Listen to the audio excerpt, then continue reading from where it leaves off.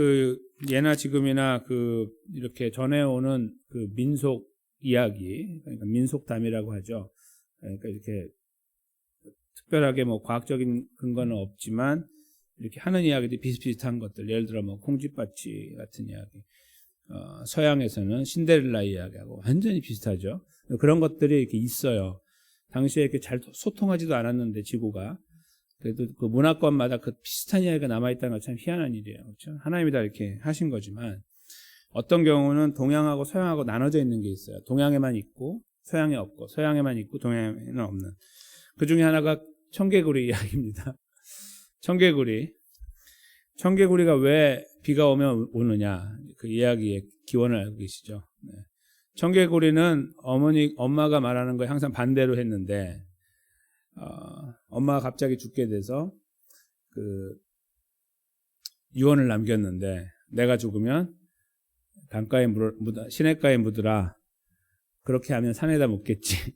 그렇게 이야기했는데, 청개구리가 뉘우치고, 어머니의 마지막 말인데 하고서 그 시냇가에 묻었다는 그게 이야기예요.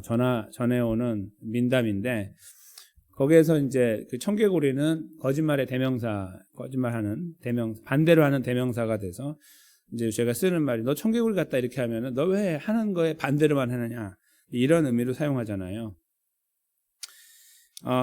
그 이야기가요, 우스갯 소리처럼 들리지만 많은 의미를 저에게 줘요. 뭐 거짓말하면 안 된다 이런 이야기도 있고, 아니면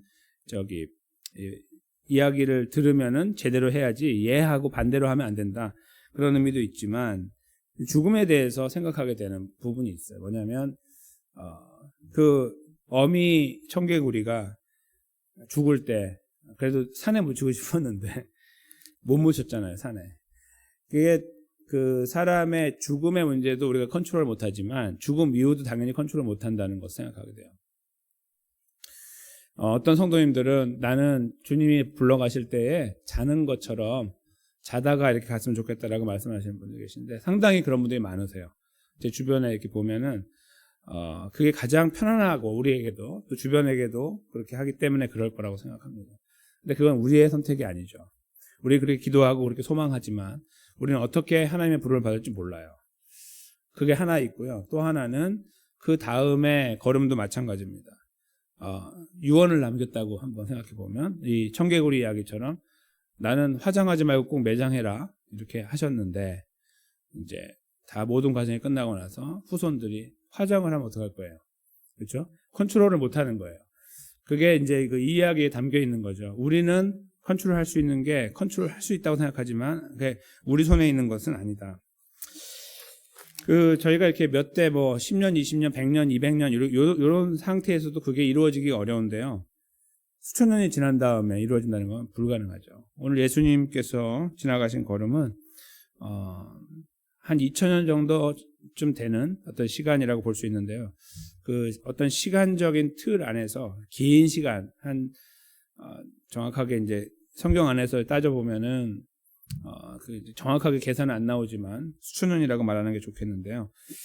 그 전에 하나님이 말씀하신 내용이 이제 이루어지는 거죠. 지금으로부터는 2000년 전이지만 그 내용이 여기 이제 기록되어 있습니다. 참 놀랍기 짝이 없습니다. 그러니까 성경의 내용을 저희가 들여다보고 과학의 눈으로 보면 더더욱 잘 보여요. 물론 성경은 과학이 아니기 때문에 과학적인 것으로 찾으려고 하는 것은 무리가 있지만 굉장히 놀라운 일들이 많아요. 어떻게 이렇게 했지? 이런 거죠. 한 사람이 그냥 앉아서 썼으면 가능해요. 자기가 조작하면 되니까. 근데 그렇지 않은 게 성경이잖아요. 근데 어떻게 하나님은 이렇게 만들어서 이렇게 해서 역사 속에 이렇게 이 일을 완성하실지가 보이기 때문에 놀랍기 짝이 없는 이야기.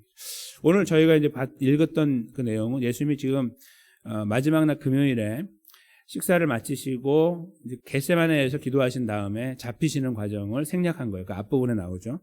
그런 다음에 그 잡힐 때에 제사장의 근위대라고 하는, 이렇게 보디가드라고 하는 있어요. 그게 이제 그 로마 군대 밑에 있는 거고, 군인보다 낮은 위치지만 그러나 이 제사장들을 보호하고 또 어떤 질서를 잡기 위해 사용됐던 일종의 군대 같은 거예요.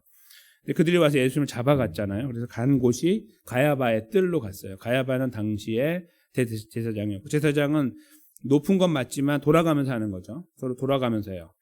그래서 이제 그때는 가야바라는 사람이 제사장이었는데 그 사람이 거기에서 선고한 것은 이제 죽어야 되는 사람이다라고 선고를 하고 데리고 이제 그 오늘 본문이 관정으로 갔다라고 하는데 그 바로 빌라도가 있는 곳으로 간 거죠. 빌라도에게 가서 이제 제가를 받은 다음에 죽이려고 한 거예요. 그래서 근데 그들이 이제 여기 자세를 보면은 이제 곧 6월절이기 때문에 그걸 먹어야 되는 상태에 그들이 자기 자신을 보존하기 위해서 그 레위기에 저희가 요즘에 수요 말씀을 민수기 나누고 있는데요. 하나님께서 조금만 문제가 있어도 잘못된 걸 지적하고 계시는 것 때문에 이들은 6월절에 참여하려고 거기 관정에 들어가지 않았다고 쓰고 있어요. 그랬더니 빌라도가 나왔어요. 근데 빌라도를 부르는데 들어가지 않고 밖에서 말하니까 나와야 될 거 아니에요. 이렇게 나와서 본 거예요. 그게 이제 29절인데 왜 나를 부르냐? 왜 사람을 고소하냐? 이렇게 하니까 물어봤겠죠. 사람들이 왜 왔냐? 고소하는데요. 나와서 왜 고소하냐? 이렇게 물어본 거예요. 30절에 이 사람이 행악자가 아니었다면 우리가 당시에게 넘기지 않았을 것이다. 그러니까 다른 말로 바꾸면 행악자입니다. 악을 행한 사람입니다. 그 바라바 같은 강도 같은 사람이란 뜻이에요. 전혀 거짓말이죠. 전혀 다른 완전 거짓말인데 그랬더니 빌라도가 말을 하기를 31절에 너희가 저를 데려다가 너희 법대로 재판하라. 그렇게 이제 말을 했어요. 그렇게 하라고. 그때 유대인들이 우리에게는 사람을 죽이는 권위 없습니다. 이렇게 말했습니다.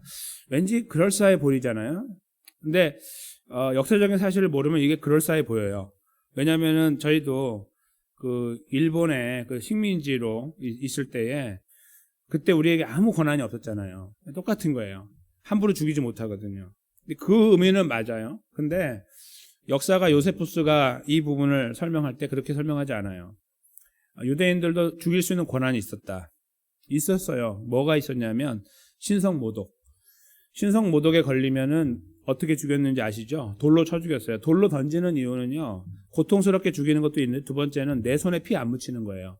이게 던지잖아요. 내가 내 손으로 뭔가 이렇게 닿는 게 없이 던져서 죽이기 때문에 죽이는 사람 입장에서는 그 부담이 적어요. 여러 사람이 한꺼번에 던지면 누구의 돌에 죽었는지 모르잖아요. 마지막에.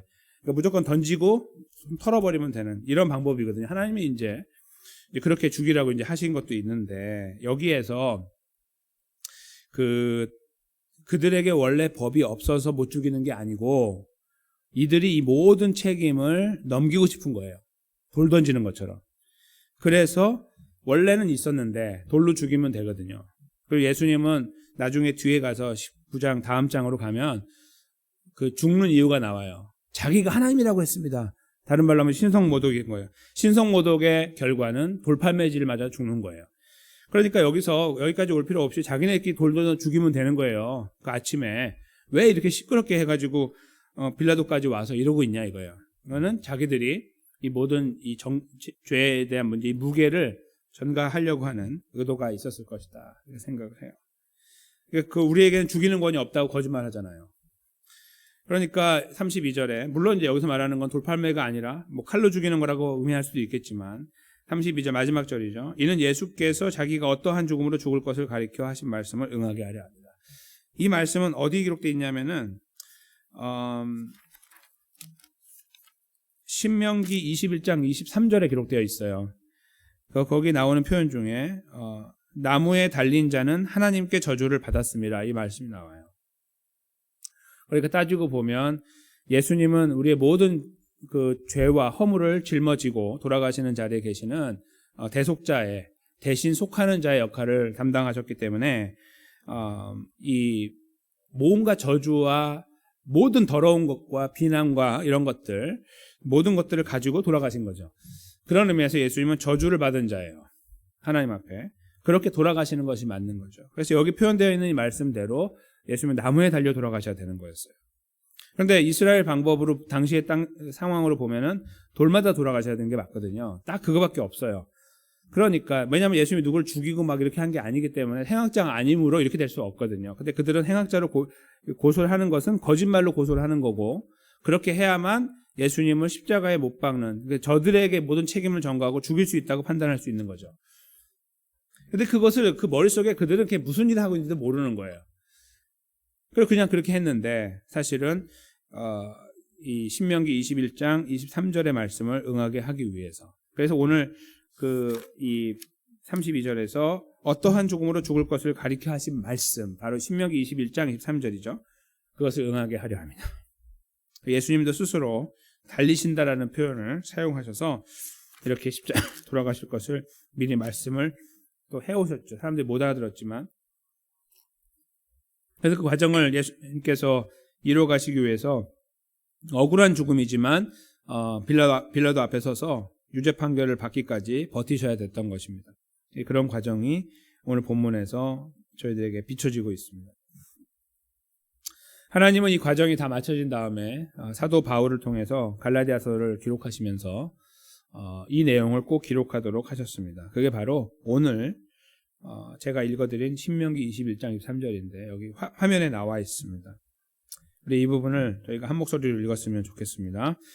그리스도께서 우리를 위하여 저주를 받은 바 되사 율법의 저주에서 우리를 속량하셨으니 기록된 바 나무에 달린 자마다 저주 아래 있는 자라 하였음이라. 아멘. 바로 그 신명기 21장 23절 말씀을 그대로 가져와서 인용해서 사도 바울을 통해 하나님이 쓰고 계시는 것이죠. 내용이 뭡니까? 예수님이 그 저주받은 자였다. 당시의 사람들은 뭔지도 모르고 하고 있는 거고, 시간이 지나서 성령의 영감으로 쓰고 있는 사도 바울이 훗날에 이 부분을 이해한 거예요. 하나님 이렇게 이해하게 만들어주시고 이렇게 기록하게 하신 거죠. 올바른 가장 정확한 해석이죠. 하나님의 해석이니까요. 즉 오늘 본문의 말씀에서 저희가 헤아리게 되는 것은 사람들은 뭐 관심도 전혀 없는, 예수님의 죽음이 어떻게 죽건 이렇게 죽건 저렇게 죽건 죽으면 되는 거 아니냐라고 말할 수 있는데, 하나님께는 결코 그것이 용납되는 사실이 아니었다는 거예요. 반드시 십자가에 못을 박아야 되는 거예요. 그게 그냥 그 하나님의 분노를 표현하는 그 최대치이고, 거기 대상이 누구이건 그렇게 하는 거죠. 우리가 다 그렇게 죽어야 되는 거고, 어떤 의미에서. 그런데 예수님을 거기에 이렇게 받기 위해서 이 모든 과정을 이렇게 이루어 가신 거예요. 역사적으로 불가능한 일이었어요. 예수님 자체를 십자가에 못 박는 거는, 아니면 나무에 다는 것은. 그런데 돌로 맞아 돌아가셔야 되는 예수님을 나무로 끌어서 거기에서 돌아가시게 하게 하는 이런 모든 역사는 하나님께서 다 역사를 주관하고 계시지 않으면 불가능한 일이에요. 그것을 저희가 여기서 헤아리게 되는 거예요. 오늘 본문의 제목, 오늘 말씀의 제목처럼 죽는 방법까지 하나님의 손 안에 있었습니다. 우리를 위한, 그래서 예수님의 십자가에 돌아가심은 어쩌다 돌아가시거나 아니면 그냥 뭐 할 수 없으니까 돌아가신 것이 아니라 모든 것이 철저한 계획 속에 이루어졌고 조금의 오차도 없이 하나님은 그 일을 완성해 나가셨다는 것을 확인하게 됩니다. 저희는 여기에서 놀라움을 금할 수 없으며 동시에 그 놀라움 때문에 감사함을 갖게 됩니다. 왜냐하면 하나님이 이렇게 놀라운 방법으로 우리를 구원하여 주셨기 때문에. 근데 이 사실을 저희가 알게 되면 한 가지 더 분명하게 생각하게 되는 문제가 있습니다. 하나님이 이렇게 정밀한 분이라고 할 때 우리가 그 하나님을 얼마만큼 신뢰할 수 있느냐 하는 겁니다. 이것은 예수님의 그 십자가의 돌아가심 자체만을 의미한 거기까지만이 아닙니다. 그거 이후에 이루어지는 계속되는 역사 속에서도 여전히 우리 안에 이루어지고 있는 것이죠. 저희가 살아왔던 걸음 속에서 만나는 하나님의 신실하심들은 놀라울 때가 많습니다. 어떻게 이렇게 됐지? 그런 거 있잖아요. 어떻게 이렇게 됐지? 하는 어떤 사건을 만났을 때 거기서 우리가 하나님이 하셨지라는 것을 고백하는, 그분이 우리의 하나님이세요. 저희가 자꾸 있는 거죠. 그것을 매 순간 그런 경험한다면 하나님을 향해 우리의 이 시선이 항상 고정되어 있을 겁니다. 그렇죠? 근데 그렇지 않고 자꾸 다른 일 속에 살다가 또 하나님을 경험하고 또 살다가 경험하고 이러다 보니까 자꾸 저희들의 시선이 그렇게 놓쳐지게 되는 거예요. 근데 그 하나님이 진짜 하나님이에요. 우리 하나님인데 저희가 그것을 분명하게 이해하고 살아간다면 저희가 한순간도 하나님 우리를 보고 계시지 않는 게 없다라는 믿음 속에서 굉장히 행동거지가 올바르게 바뀌어지게 돼 있습니다. 굉장히 조심하려고 하는 거예요. 언행심사를. 하나님 앞에 서 있으니까 동시에 하나님께 못 맡길 것이 없는 거예요. 우리 삶의 무게들이 굉장히 많은데 못 맡길 것이 없어요. 이렇게 위대하신 하나님이 우리를 위해 이 역사를 완성해 주셨다고 할 때 야 놀랍다 하고 끝나는 게 아니라 이 놀라운 하나님을 붙잡아야 될 거 아니에요. 그렇죠. 더 열심히 붙잡아야 돼요. 강력하게. 너무 놀랍고 위대하시니까. 그 하나님을 향한 우리들의 열정과 걸음들은 더 뜨겁게 달아올라야 하는 것이 맞다는 거예요. 이 말씀을 저희가 올바로 이해하고 있다면 말입니다.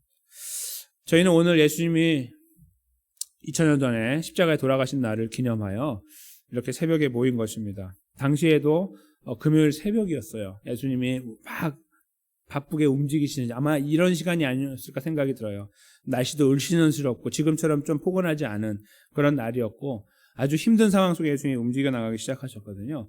근데 그것을 저희가 몸소 체험하지 못하지만 함께 현장에 있지 않았지만 이렇게 새벽에 모이는 의미가 너무나 크다고 봅니다. 근데 오늘 이 마지막 시간에 특별히 하나님의 위대하심이 이렇게 드러나고 있으니 너무나 감사합니다.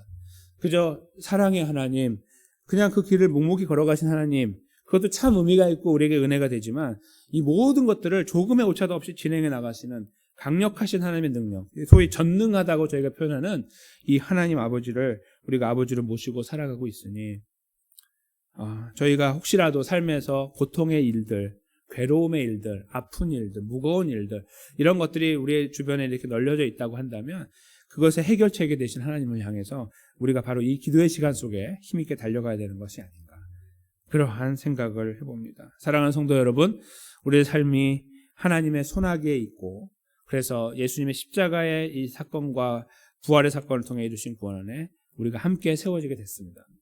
이 놀라운 은혜를 받은 저희들이 앞으로 걸어가는 걸음 속에서 더 이 하나님의 은혜를 힘입어 오늘 특별히 말씀에 힘입어 그 정밀하신 하나님, 정교하신 하나님을 신뢰하면서 온전하게 더 힘있게 맡겨드리는 아름다운 걸음에 함께 서 계시지 않으시겠습니까?